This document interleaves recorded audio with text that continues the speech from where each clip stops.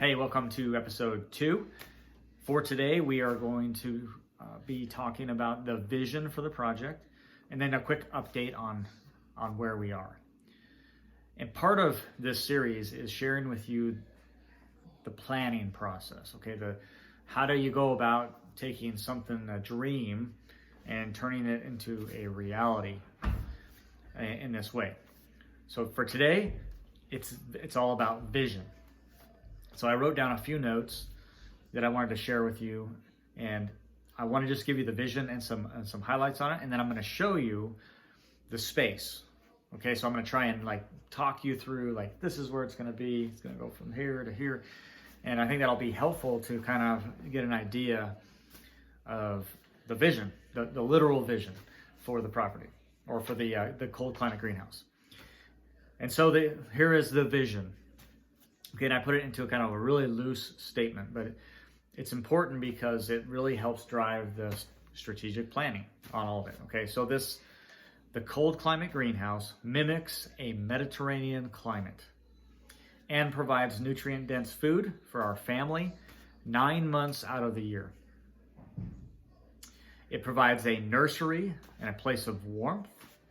The space is used year-round for other functions, including overwintering perennials, composting, keeping animals, a place to relax, and more. Okay, so that's kind of the overall vision statement for this project.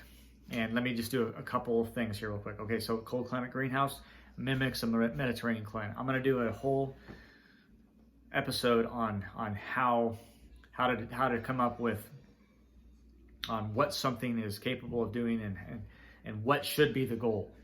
Okay, because for example, I could recreate a tropical climate here in North Idaho. The problem is that it would be so inefficient and use so much energy that it would not be effective or efficient. Next statement is a nutrient-dense food for 9 months out of the year. This also goes into the planning and what's the capability of your site and on what we're trying to recreate.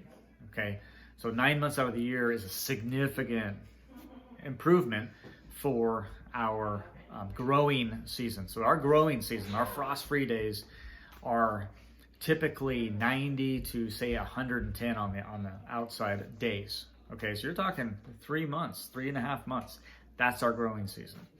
Now there's some other things you can do with cold climate or crops, cold weather crops and things like that. So it's, that's not the only thing that you can do, but to extend that to a 9 month range is massive. Okay, it's massive.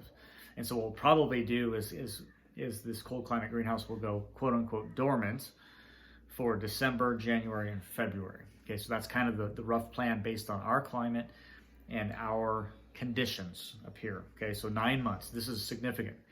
We already raise and grow 50% of our own caloric needs from our own property. This is going to boost it up. This is really going to boost it up. I think we're going to get to 60-70% without too much trouble in a cold climate greenhouse, along with many other things that I'll talk about. Here's one of them. It says, okay, in a nursery, basically this is going to double, triple, quadruple in function as a nursery. So we do a lot of starts here. We do a lot of plant propagation. And so that will be integrated into the cold climate greenhouse. Additionally, I've done plenty of very, very low amounts of plant propagation and selling of those plants.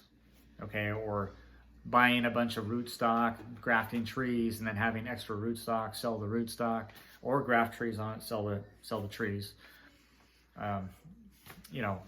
Things like that. So part of this is going to generate some income. Okay, for me, this is it's a side hustle, and I'm not looking to be a nurseryman full time and create $100,000 in revenue and a 40% margin and all this other stuff. I'm not trying to do that. I know I want that margin, but I'm talking about plants.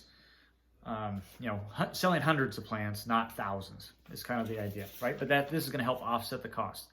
The food that we're growing in the greenhouse is a source of income for us, right? It saves us from buying food at the store. And if we do it well, we can save money that way. Or another way to look at it is get income.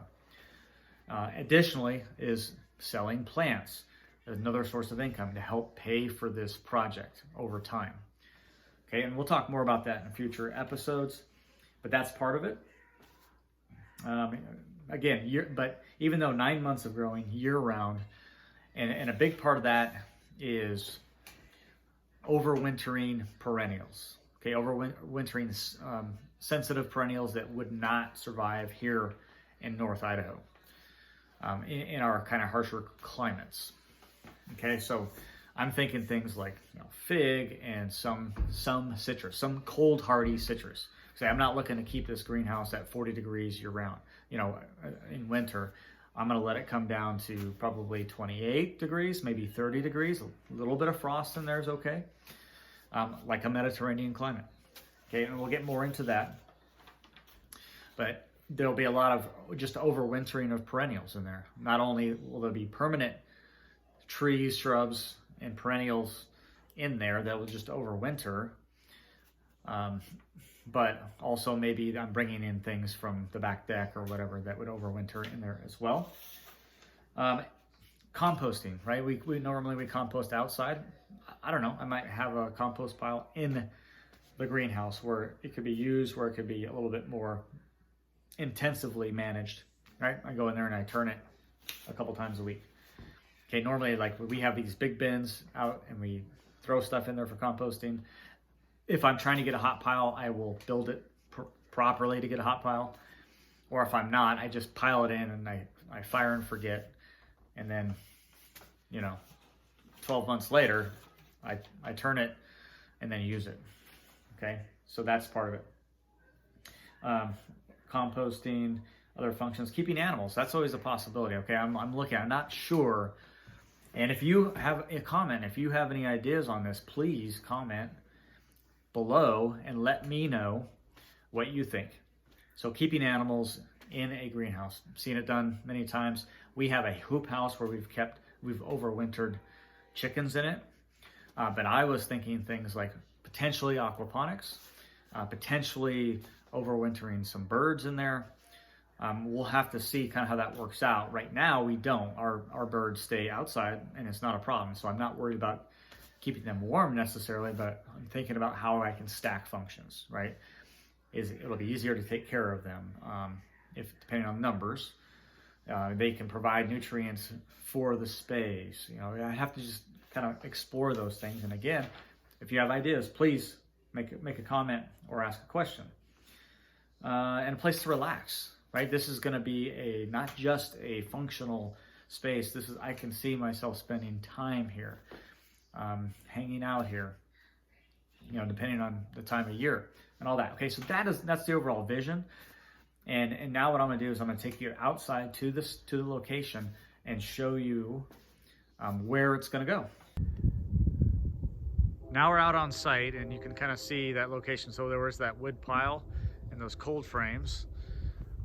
That is going to be the site for a cold climate greenhouse. Now there's some variables that I'm not entirely sure of, but what I'm thinking is basically the back corner will be here, and it will go up about that height, just below that window.